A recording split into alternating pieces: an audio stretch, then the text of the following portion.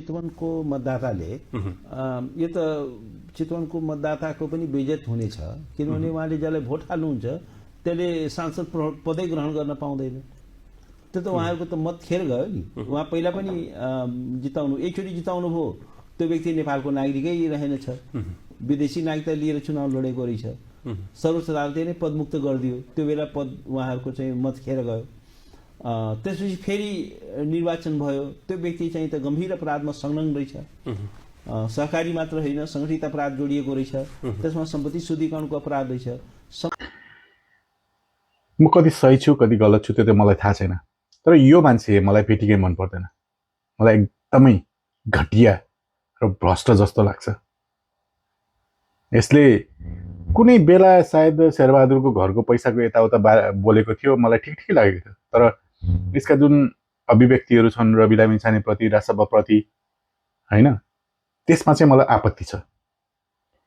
रवि लामिछाने ठग हो, यसलाई भोट दिएर गल्ती गरे, यस्ता बयानहरू यसले घरिघरि दिइराख्छ।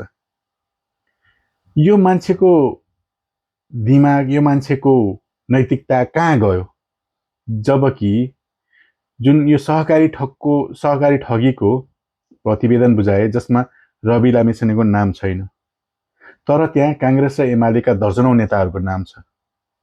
तिनीहरूमाथि मुद्दा चलाउने आँट किन गरेन यो भट्टाले? तिनीहरूमाथि औँला उठाउने आँट किन गरेन यो गदाले?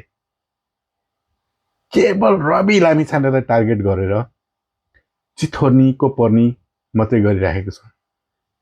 यानि कि रवि लामिछानेको त्यो प्रतिवेदनमा नामै छैन। यताउता जाल झेल घुमाई फिराई गरेर कताबाट रवि लामिछानेलाई फसाएका छन्। ल ठिक छ, सहकारी ठगेकै छन् भने पनि प्रुफ त ल्याऊ, जनतालाई कन्भिन्स त गराऊ। खोइ यताबाट तानेर यता अड्का छ, उताबाट तानेर उता अड्काएको छ, खोइ त प्रुफ कहाँ छ?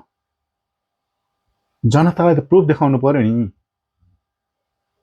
अनि यस्ता फटाहरू अर्काको के अरे प्रतिशोध लिएर दुनियाँभरको पैसा घिचेर, अरूसँग पैसा घिचेर एउटा मान्छेलाई फसाइराखेको छ।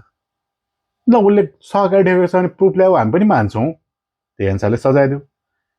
तर यहाँ अरबौं सहकारी ठग्नेहरू 10-15 लाख रुपियाँ दिएर छुटाइराखेका छन्। फेरि त्यो पनि त हेर्नु पर्यो।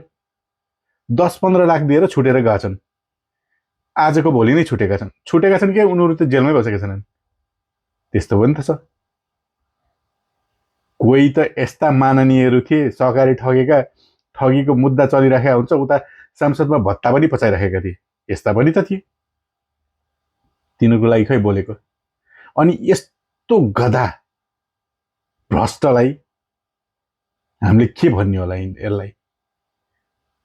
अनि यसको कुरा हामीले सुन्नुपर्छ। फेरि हाम्रो देशको कानुनलाई यसरी औँलामा नचाहेका छन् यी पार्टीका झोलेहरूले।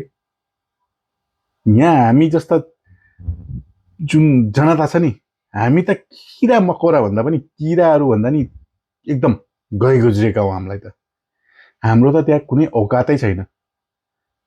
यस्ता फटाहरूले